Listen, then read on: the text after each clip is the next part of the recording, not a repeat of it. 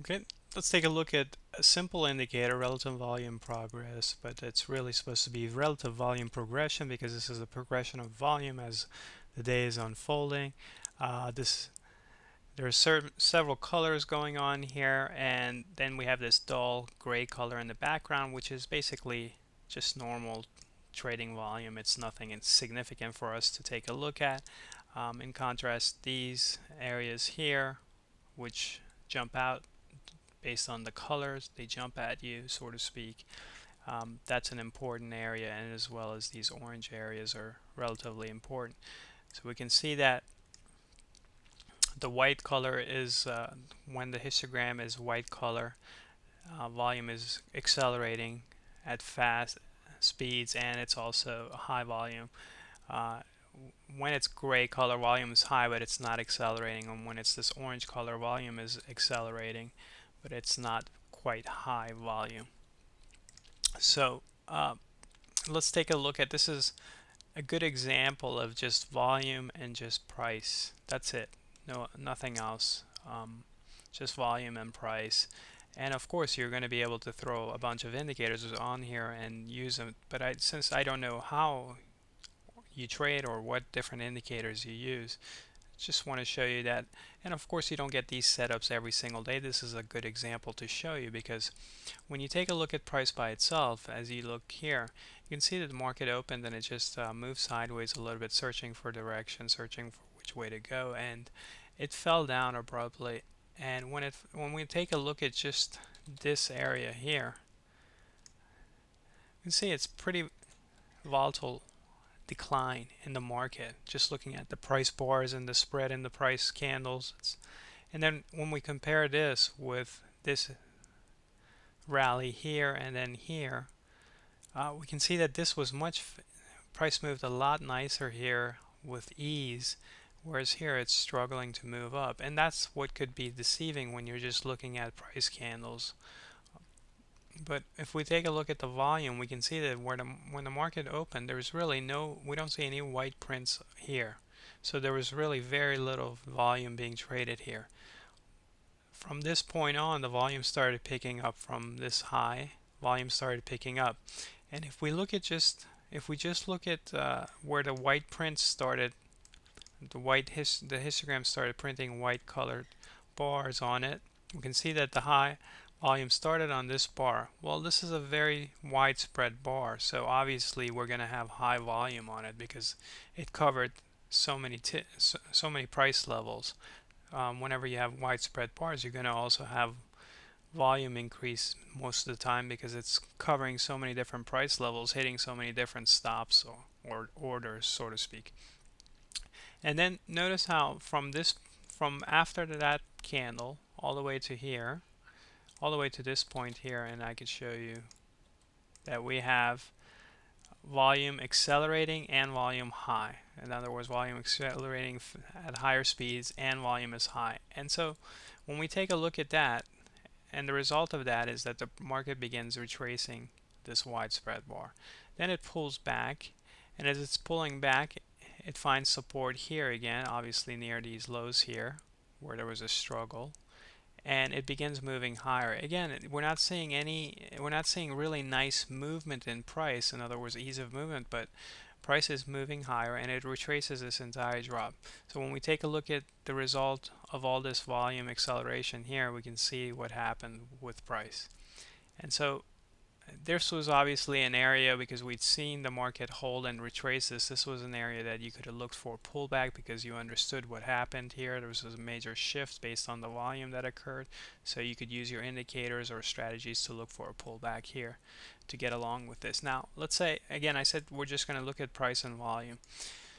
So here price comes up, and where do we come back to this area where there was a struggle in the morning. In other words, there was a indecisiveness as to where to go, high, or should we get rally, or should we sell off. And then we come back down, and so now we're testing that same area again. And what ends up happening is that price goes into a deep consolidation. Okay, this is also so if we just draw, I'm not trying to draw perfect parallel lines, just okay, you can see that we went through a deep consolidation all the way till about 14:30 Eastern Standard Time. When price was able to stay up here all for this entire time, in other words, this level was accepted as an area.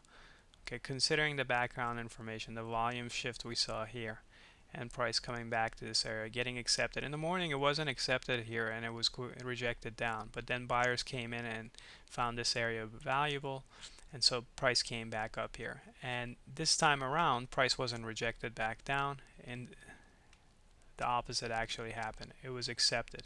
And the reason it was accepted in this area, partially the support came from another batch of volume acceleration which occurred here. Okay, because we had another batch of volume acceleration at this swing point where sellers tried to sell and see if we could make new lows. Then we found support here, and the acceleration occurred as we broke these highs. Okay, and so on this bar, on that candle, this candle, and this candle, we see another set of acceleration, volume acceleration. Now when we take a look at these as a zone, so to speak, okay, just taking the range of it, you can see that that range pretty much supported this consolidation period where price became accepted here, and every time we tried to go below these lows, you can see that buyers stepped in. So what is this what this is setting up a bracket for you where you can look for a breakout out of this area. Now breakouts are tough if you don't confirm your breakouts, and you want to go with breakouts where volume is increasing, not when a breakout is occurring volume is not increasing. Also, you want to have a good idea, a good general idea of which way price is going to break out. In order to do that, you need to understand price as we just took a look at it, as I just pretty much went over it. So you can see that the breakout, based on what I explained, is most likely going to go higher, but you never know, it could break down as well. So in a situation like that, if you're the type of trader where you want to bracket this and trade both ways, or break out in both ways, based on this information, based on that we extracted from the volume, my suggestion would be to control your position size, because you understand that the probability is higher for it to go higher. Do a 2-to-1 position size, or a 3-to-1, in other words 3 long 1 short, because the odds of it, if you understand what happened with volume and what happened here, price getting accepted, it just makes a lot more sense for price to break out to the upside as opposed to the downside. So you would go, for example, 3 contracts for breakout to the upside and 1 contract for a breakout. If you trade 30 contracts normally, then it would be 30 contracts breakout above this consolidation and 10 contracts if we break below it. And so understanding these key levels where price gets accepted like this, and then we break out of it. And so how do you confirm your breakout? There was a breakout here, okay? If I draw this line parallel exactly above that high, there was a breakout here. We can see we couldn't close above that. Volume did accelerate, but we couldn't close above that. Here volume accelerated and we closed above it. And so this would be your cue for your breakout. So if you understand how to measure volume and you can understand price action, then breakouts could be traded in a reliable manner, regardless of what most traders say about breakouts in the markets.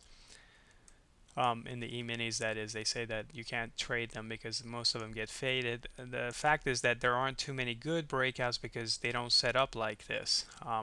The E-minis function differently, but there are enough breakouts if you're patient enough, and if you're not just looking for breakouts, you have other setups as well. So the next day, so we rallied into the close, and the next day we come back and we test this value area again, and we hold that area and we move higher. So understanding price action, what price is doing based on just price, is going to mislead you. In other words, you take a look at this example here, this drop looked violent, this rally looked kind of haphazard, and it didn't look too optimistic. But if you understand what price does with volume, and you also understand what price did in the morning here and what it did here as far as being able to get accepted in this level, then you begin to understand price action. And when you begin to understand price action, then you can begin to understand your trades. And when you're able to understand your trades in a reasonable manner, then you will begin to place trades that have higher probabilities of working. And that's what reliable trading is all about.